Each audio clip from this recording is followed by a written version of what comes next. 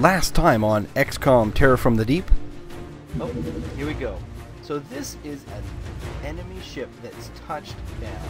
So we started here on the ocean floor. Let's go ahead and take a quick peek out the door with our Keelacam.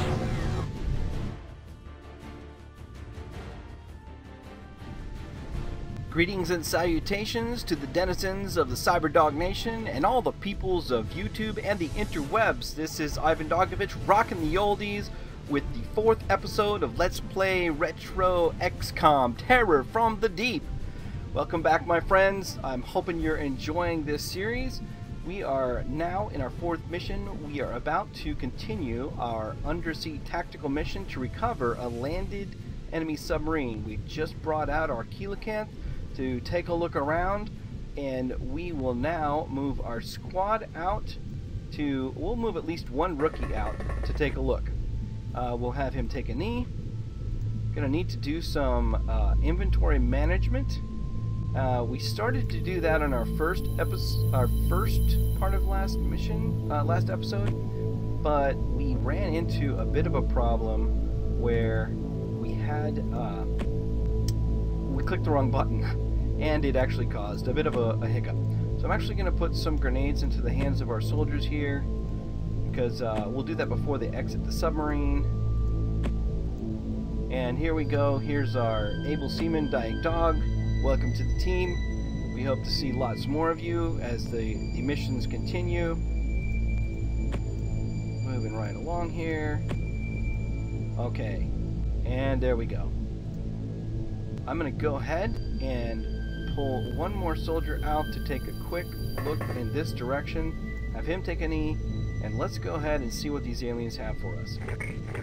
Alright, we've already spotted one alien, and we have a pretty good idea of where he is. Fortunately, he walked away from us and didn't shoot us.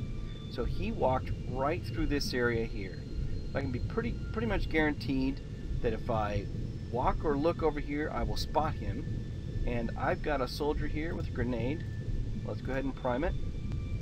Let's go ahead and have Staniel take a quick... Ooh, he's actually got a better weapon. Let's go ahead and have our Keelacam come back over here. Oh, there we go. Quick spot on that enemy. Perfect. Just what we want. I'll grab our latest rookie, expendable ensign in the terms of Star Trek. And let's just send him a little bit of high explosive love. Sitting right on that little rock next to him, but that's gonna definitely ruin his day. Let's take this Keelacam out here and take another look. I want to take a look around my sub here and see if we're at the edge of the map. No, we are not. So one of the things that's really good to do is get a quick look around and then use the map screen. So we're near the top edge of the map. There's an alien over here. It may indicate... Oh, it actually looks like we're on the actual side of the map too. We'll have to scoot over here and take a look. But it may indicate we're at this edge and that the sub might be nearby. The other thing that can happen is that the aliens may just be kind of anywhere. Let's take another quick look. Yep, we're definitely on this edge of the map. Alright, so I'm going to have my Keelacam just take a look this way. And we will move on to the next soldier here. I think we're gonna move another soldier up and another soldier besides this one, and we will come back down here. Come on, scroll down, and we're just gonna let him have a little bit of high explosive goodness. Alright, enemy's turn. That sound is a submarine door opening. So there are some enemies on their own submarine, which is just fine. We don't mind if they do that, because that means they're not here to snipe us. And Klaus is here. Let's go ahead and, since he's already got one guy, let's pop another grenade into his hand here. We'll have Staniel come right up to the edge of this thing. Alright, he's got some time reserved for a snapshot still. We've got a dead alien in there, which is just going to be fine. Let's go ahead and get Miguel out of the door. Let's get Boris coming out here too. And he's come out. And let's go ahead and get our coelacanth moving right along, scanning the top edge of the map for us. It's always good to check those little black areas because you'll see, like in this terrain here, it's a rocky outcrop with like a little hole in it. If we go up, sometimes those are 2 or 3 high, and an enemy may be hiding right behind there. So it's always good to check those out, and you can get ambushed really easy if you're not careful. I'm going to take another quick look here at my map. We still haven't revealed the enemy sub, but I'm going to scoot some soldiers down this edge, carefully come around the sub here, trying to use terrain as much as possible to advance on the enemy. Alright team, I'll tell you what I'm going to do. I'm going to, with that battle plan in mind, I'm going to put a pause in our episode here and bring you back once we have spotted another enemy. So we'll be right back. Alright team, I just moved my soldiers around a little bit in the last turn. At the end of turn, I should have actually recorded the between turns because sometimes you spot an enemy. And actually we did that time. What happened was we had an enemy fire at us from right in this region. The shot went wide, it went past my soldiers, and it looked like it might have hit one of these areas up here. Terrain is destructible in XCOM, and sometimes you can see a damaged piece of terrain. I don't really spot one here, but it did shoot in this area. So we know that there is at least one enemy over there. And part of me just wants to recon the area by fire. And we've got a soldier who might just be set up to do that. What is he packing? Let's go ahead and find out. So Staniel here has a heavy launcher. I believe that I took all the solid bolts out. So he has gas. He's got high explosive rounds. And I don't really mind if he shoots wide. So I just shot there, and I didn't hear a scream. And that's I was kind of using that as a factor to determine whether or not there was an alien in there. You will hear them if they die. So that's recon by fire, folks. Sometimes it's quite effective. He is back far enough, he's not going to get spotted, but I'm going to back up Klaus here and have him take a knee.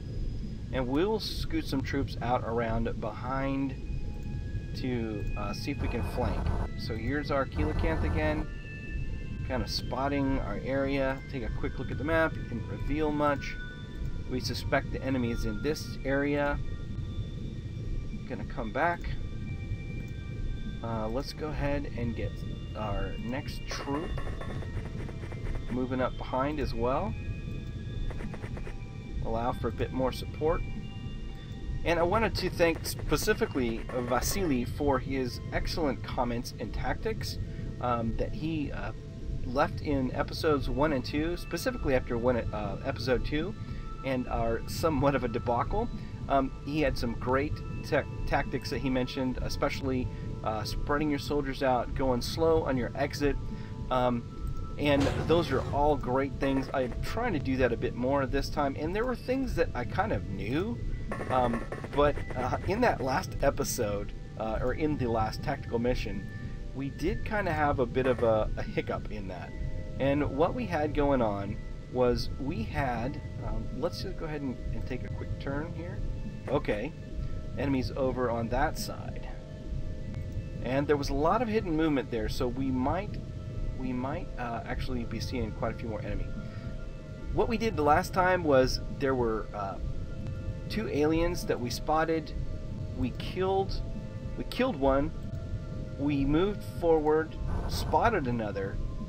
We then used a grenade to kill that alien. And when we did kill that alien, I thought that actually we wounded him, and we spotted him again. We killed him with a grenade, and I thought that we were done with that guy.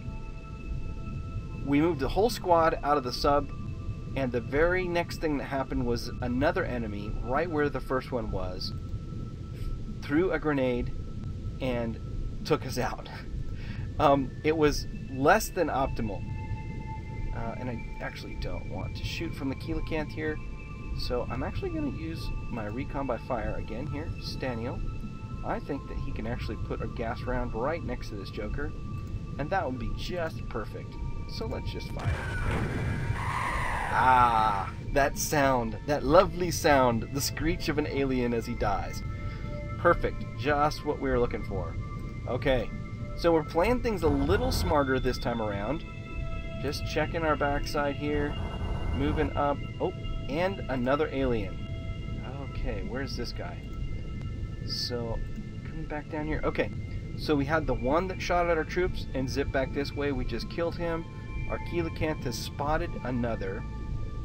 I'm checking the line of sight here from our grenadier to our cannon operator to the alien. We may be able to get him. I don't know.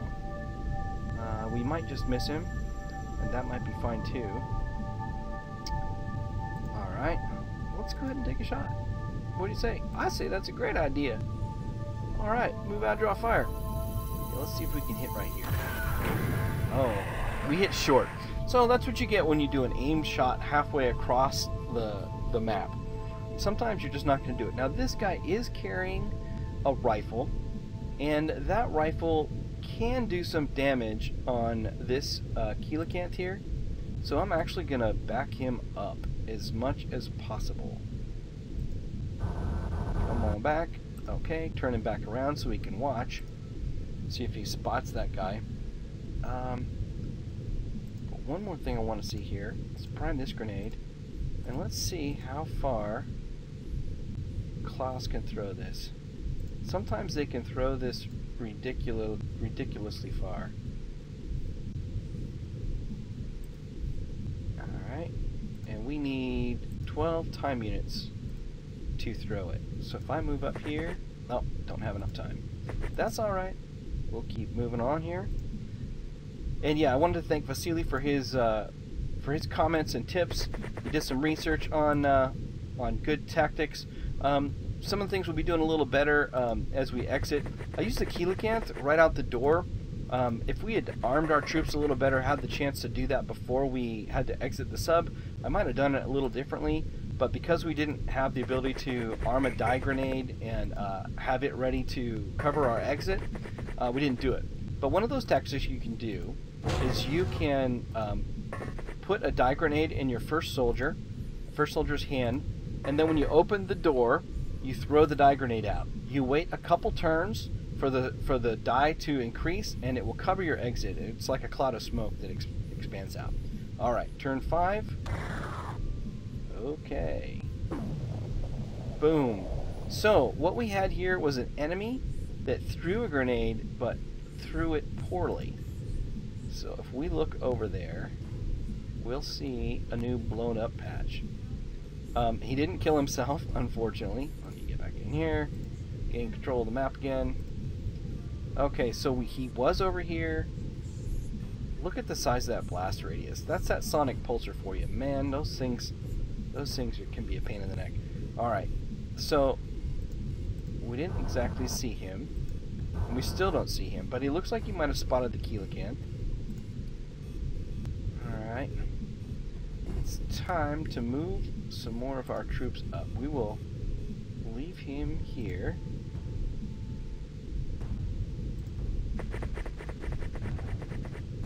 Okay, he didn't have enough time to do that. Moving on. Let's see how far Klaus can throw. We primed that grenade last time. I don't think he can throw quite this far, but really the physics of the underwater grenade throwing are not realistic. So he just threw that. And you can see this on the map. The dot where the grenade is to the dot where he is way farther than anybody should be able to throw on land or underwater. However, that's the way the game runs, and if the enemies can do it, I'll do it too. No reason not to exploit it. Okay, we'll crouch him.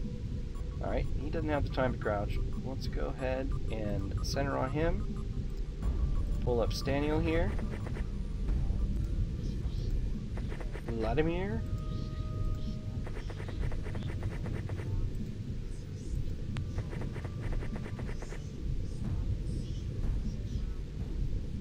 Alright.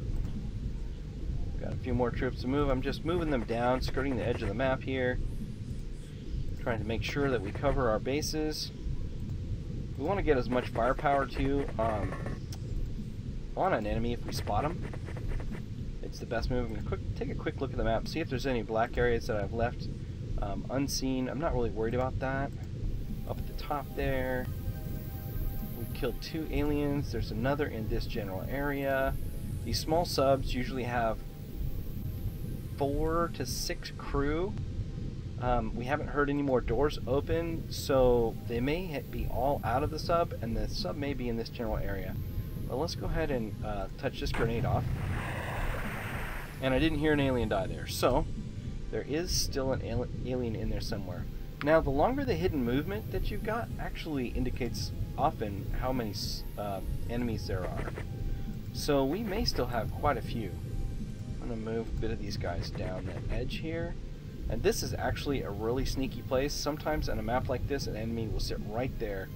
And I saw a really funny graphic the other day that said sometimes your missions can end up like a game of Where's Waldo, where you're just looking for the last alien on the map. Alright, let's move the kilocams forward. There we go. Where is he? You know what? We blew that area up. Okay, so the interesting thing here is that the alien isn't carrying anything. If you'll notice, he doesn't have anything in his hand. He's kind of hard to pick out, maybe. So he might be slightly injured. That grenade might have gone off and caused some injury to him. And he may have dropped his weapon. I don't see it on the ground. Let's take a quick look on the map. Sometimes it'll show you if there's an object. And I don't see anything there. Alright, what do we want to do with this? I'm thinking we might... So he's got 32 time. He doesn't have enough time to prime and throw. We can go ahead and take an aim shot with Klaus. He may or may not get it, but usually this enemy is far enough away that he doesn't really stand much of a chance of shooting back. Perfect. Long range shot with the aim shot, and the enemy dies.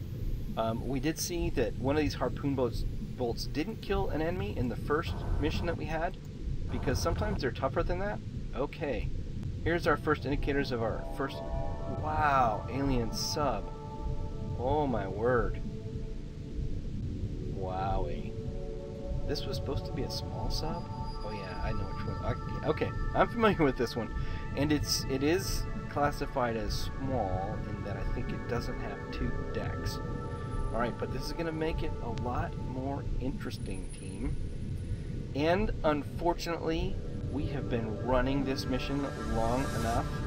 I'm going to have to put a cut in here, and we will continue on our second tactical mission in the next episode of Let's Play XCOM Terror from the Deep, a retro Let's Play, rocking the oldies with IvanDogovich, and it has been brought to you by Dogcraft.net, the CyberDog Network, and Fallen Stargazer 43, one of my viewers and one of my subscribers. Thank you all. It's viewers like you that make this series possible. Like, comment, share, and subscribe. This is IvanDogovich. Cheers!